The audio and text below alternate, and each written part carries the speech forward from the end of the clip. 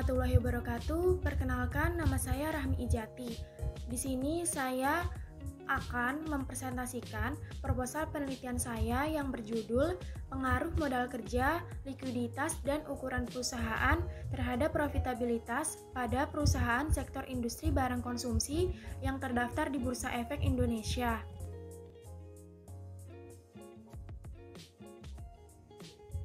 Tampilan berikut ini adalah pembahasan yang akan dibahas. 1. Pendahuluan, yang terdiri dari latar belakang, rumusan masalah, tujuan penelitian. 2. Kajian teoritis dan hipotesis penelitian, yang terdiri dari signaling teori, teori profitabilitas, modal kerja, likuiditas, ukuran perusahaan, hipotesis penelitian. 3. Metode penelitian, yang terdiri dari pendekatan penelitian, definisi dan pengukuran variabel, metode pengambilan sampel, metode pengumpulan data, metode analisis data. 1. Pendahuluan, latar belakang. Profitabilitas adalah kemampuan menghasilkan laba atau profit selama periode tertentu dengan menggunakan aktiva yang produktif atau modal, baik modal secara keseluruhan maupun modal sendiri. Menurut Van Hort dan Wojciechowicz 1997, semakin tinggi tingkat profitabilitas suatu perusahaan, maka kelangsungan hidup perusahaan tersebut akan lebih terjamin. Tingkat kemampuan perusahaan dalam memperoleh keuntungan dapat dilihat dan diukur dengan cara menganalisa laporan keuangan melalui rasio profitabilitas yaitu ROA atau Return on Asset. Berdasarkan fenomena return on asset atau ROA yang terjadi pada PT Nippon Indosari Corpindo Tbk pada tahun 2018 mengalami penurunan 2,8%, sedangkan pada tahun 2019 mengalami penaikan sebesar 5% dan cenderung mengalami fluktuatif. Modal kerja atau working capital merupakan seluruh aset jangka pendek atau aset lancar kas, efek yang dapat diperjualbelikan, persediaan dan piutang usaha. Menurut Rianto 2008 menyatakan bahwa likuiditas adalah masalah yang berhubungan dengan masalah kemampuan suatu perusahaan untuk memenuhi kewajiban finansialnya yang segera harus dipenuhi. Ukuran perusahaan adalah skala untuk mengetahui kecil besarnya perusahaan tersebut. Rumusan masalah. Adapun rumusan masalah dalam penelitian ini sebagai berikut. 1. Apakah modal kerja berpengaruh terhadap profitabilitas pada PT Nippon Indosari Corpindo Tbk? 2. Apakah likuiditas berpengaruh terhadap profitabilitas PT Nippon Indosari Corpindo Tbk? 3. Apakah ukuran perusahaan berpengaruh terhadap profitabilitas PT Nippon Indosari Corpindo Tbk? Tujuan penelitian. Adapun tujuan penelitian ini sebagai berikut. 1. Untuk membuktikan secara empiris pengaruh modal kerja terhadap profitabilitas PT Nippon Indosari Corpindo Tbk. 2. Untuk membuktikan secara empiris pengaruh likuiditas terhadap profitabilitas PT Nippon Indosari Corpindo Tbk. 3. Untuk membuktikan secara empiris pengaruh ukuran perusahaan terhadap profitabilitas PT Nippon Indosari Corpindo Tbk. 2. Kajian teoritis dan hipotesis penelitian. Signaling teori. Berdasarkan rujukan jurnal terdahulu, teori sinyal atau signaling teori merupakan suatu perilaku manajemen perusahaan dalam memberi petunjuk untuk investor terkait pandangan manajemen pada prospek perusahaan untuk masa mendatang. Menurut Brigham and Houston 2014. Informasi-informasi yang ada dalam laporan keuangan merupakan sinyal perusahaan kepada stakeholder yang dapat mempengaruhi pengambilan keputusan. Teori profitabilitas. Profitabilitas ialah rasio yang menunjukkan sebesar apa kemampuan perusahaan tersebut dapat menghasilkan keuntungan dengan menggunakan aset maupun dengan menggunakan modal sendiri. Dalam penelitian ini digunakan ROA sebagai proksi dari profitabilitas karena ROA memberikan penjelasan perihal kemampuan perusahaan dalam memperoleh laba dengan menggunakan aset yang dimiliki. Modal kerja. Menurut Zitman and Zutter tahun 2012 menjelaskan bahwa modal kerja adalah jumlah harta lancar yang merupakan bagian dari investasi yang bersirkulasi dari satu bentuk ke bentuk yang lain dalam suatu kegiatan bisnis. Dalam penelitian ini, modal kerja diproyeksikan oleh perputaran modal kerja atau working capital turnover sesuai dengan penelitian Putri, Savitri, dan Wijaya tahun 2012. Working capital turnover dimulai dari saat kas diinvestasikan dalam komponen modal kerja sampai pada saat kembali lagi menjadi kas. Likuiditas. Menurut Zitman and Zutter tahun 2012, likuiditas perusahaan diukur berdasarkan kemampuannya untuk memenuhi kewajiban jangka pendeknya ketika jatuh tempo. Dalam penelitian ini menggunakan current ratio sebagai proksi dari likuiditas. Current ratio menunjukkan sejauh mana aktiva lancar menutupi kewajiban-kewajiban lancar. Ukuran perusahaan. Ukuran perusahaan menunjukkan besar kecilnya perusahaan yang dapat dilihat dari tingkat penjualan, jumlah tenaga kerja, atau jumlah aktiva yang dimiliki perusahaan tersebut. Ukuran perusahaan diproyeksikan dengan total aktiva perusahaan setiap tahun. Hipotesis penelitian. 1. Pengaruh modal kerja terhadap profitabilitas. Pada penelitian ini, semakin cepat modal kerja berputar, maka semakin besar keuntungan yang didapat untuk meningkatkan profitabilitas perusahaan. Sesuai dengan penelitian yang dilakukan oleh Ambarwati Yuniarta Sinarwati tahun 2015 bahwa modal kerja berpengaruh positif signifikan terhadap profitabilitas. Jadi didapat H1 yaitu modal kerja berpengaruh positif signifikan terhadap profitabilitas. 2. Pengaruh likuiditas terhadap profitabilitas. Pengaruh yang positif signifikan mengindikasikan bahwa kemampuan perusahaan memenuhi kewajiban jangka pendeknya semakin tinggi. Dengan semakin tinggi aktiva lancar yang dimiliki perusahaan, maka perusahaan tersebut semakin likuid, yang berarti perusahaan dapat membayar hutang jangka panjang. Sesuai dengan penelitian Meidi Yustiani tahun 2016, menyatakan bahwa likuiditas berpengaruh positif signifikan terhadap profitabilitas. Jadi didapat H2 yaitu likuiditas berpengaruh positif signifikan terhadap profitabilitas. 3. Pengaruh ukuran perusahaan terhadap profitabilitas. Semakin besar ukuran perusahaan, maka semakin besar profitabilitas untuk melakukan peningkatan laba. Sesuai dengan penelitian Meidi Yustiani tahun 2016, menyatakan bahwa ukuran perusahaan berpengaruh negatif signifikan terhadap profitabilitas. Jadi didapat H3 yaitu ukuran perusahaan berpengaruh negatif signifikan terhadap profitabilitas.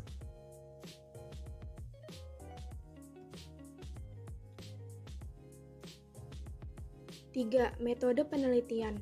Pendekatan penelitian. Ditinjau dari datanya, pendekatan penelitian yang digunakan adalah penelitian kualitatif. Penelitian kualitatif adalah penelitian yang datanya adalah data kualitatif, sehingga analisisnya juga analisis kualitatif atau deskriptif.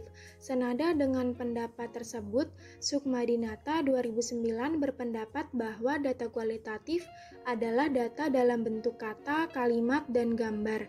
Hasil penelitian kualitatif berupa interpretasi peneliti akan sebuah fenomena, sehingga laporan peneliti akan lebih banyak mengandung deskripsi. Definisi dan pengukuran variabel. Variabel penelitian, ada variabel dependen. Variabel dependen sering juga disebut variabel terkait. Variabel dependen dalam penelitian ini adalah profitabilitas. Profitabilitas merupakan rasio untuk menilai kemampuan perusahaan dalam mencari keuntungan menurut Kashmir 2013. Dalam penelitian ini digunakan return on asset atau ROA sebagai salah satu rasio profitabilitas yang dapat mengukur kemampuan menghasilkan laba dari total aktiva yang digunakan. Dan ada juga variabel independen. Menurut Sugiono 2016, variabel bebas adalah variabel yang mempengaruhi atau yang menjadi sebab perubahannya atau timbulnya variabel dependen atau terikat, variabel independen atau bebas. Variabel independen dalam penelitian ini adalah modal kerja, likuiditas, dan ukuran perusahaan.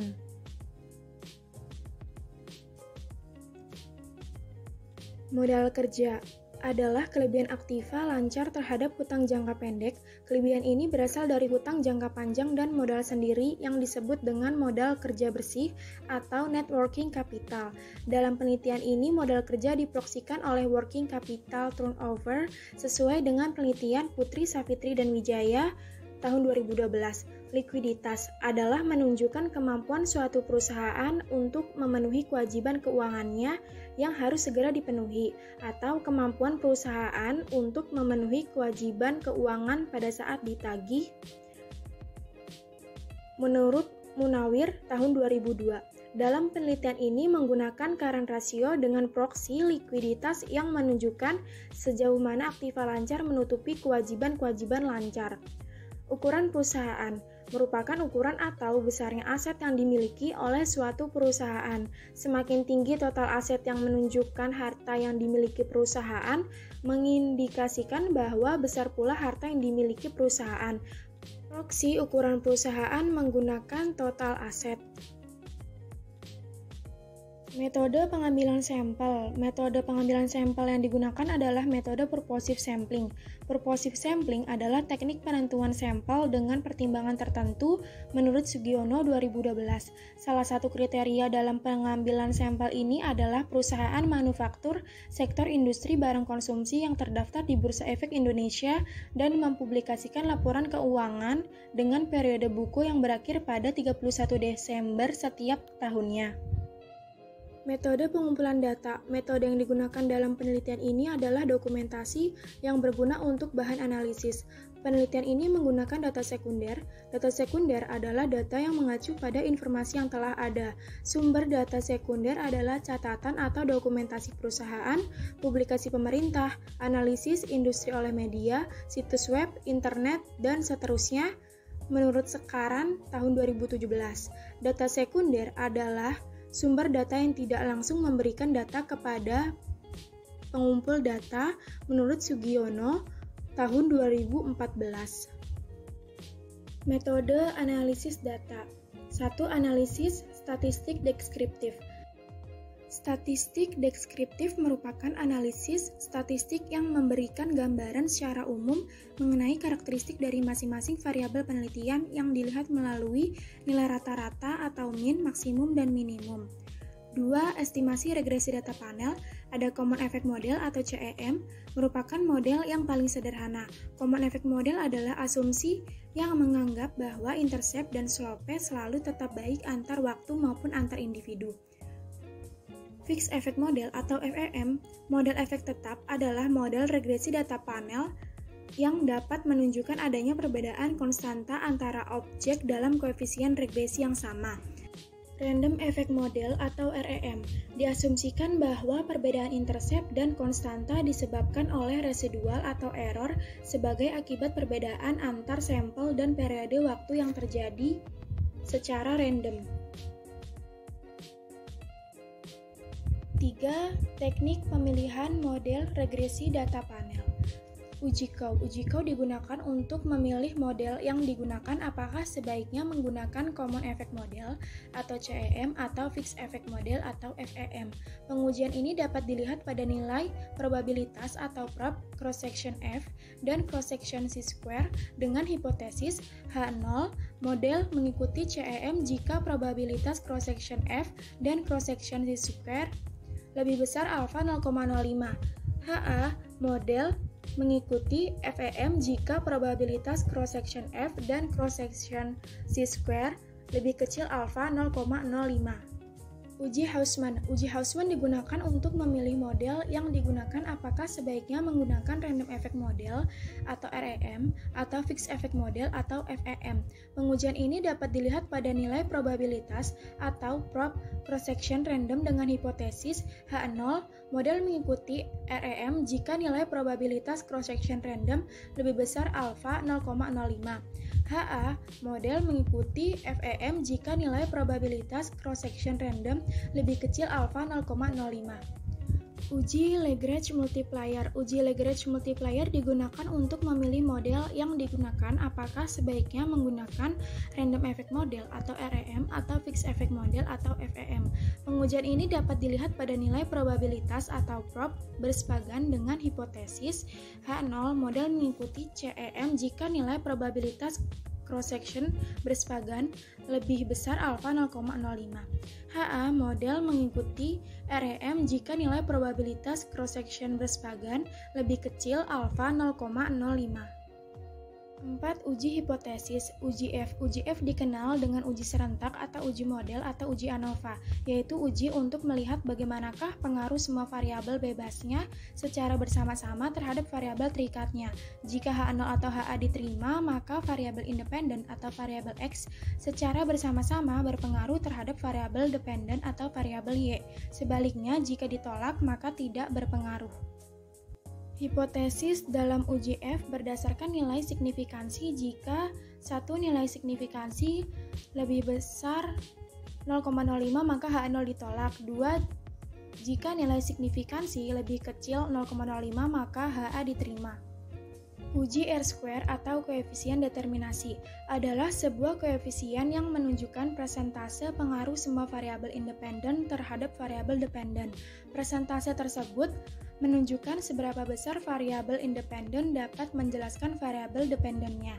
Semakin besar koefisien determinasinya, semakin baik variabel dependen dalam menjelaskan variabel independennya. Uji T. Uji T dikenal dengan uji parsial, yaitu untuk menguji bagaimana pengaruh masing-masing variabel bebasnya secara sendiri-sendiri terhadap variabel terikatnya. Hipotesis dalam uji T berdasarkan nilai signifikansi, yaitu 1. Jika nilai signifikansi lebih besar 0,05 maka H0 ditolak. 2. Jika nilai signifikansi lebih kecil 0,05 maka HA diterima.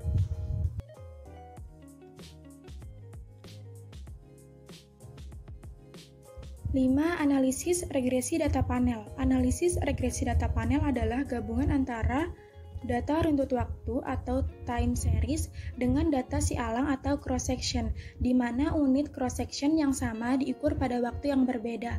Maka dengan kata lain, data panel merupakan data dari beberapa individu atau sampel yang diamati dalam beberapa kurun waktu tertentu.